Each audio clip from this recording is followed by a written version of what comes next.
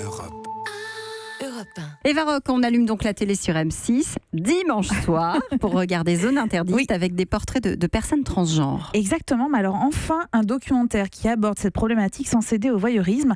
L'équipe de Zone Interdite est partie à la rencontre de 6 personnes en France, alors 6 personnes de tout âge, pour tenter de comprendre cette volonté de changer de sexe et donc d'identité. Et parmi ces témoignages, j'ai été marquée par Isaac, il a 14 ans, il est né fille, mais il s'est toujours senti garçon.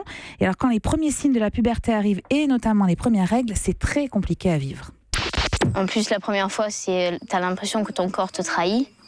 Et non, qu'est-ce qui se passe? Je veux pas ça, je veux pas de hanches, je veux des épaules. Qu'est-ce qui se passe? Et moi, j'étais convaincue que mon corps, en fait, dedans, il n'y avait pas d'utérus, il n'y avait rien. C'était un corps de garçon, en fait. Mais non. Alors ce garçon, il possède une maturité remarquable, mais il a une chance, il est soutenu par sa mère, son beau-père, les amis et le corps enseignant aussi dans le collège dans lequel il va.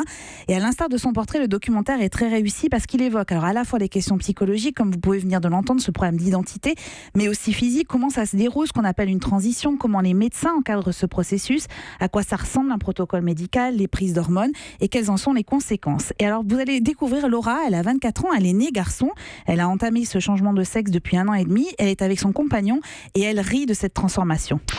J'ai mal à la tête plus souvent, je suis sûrement plus casse-pied.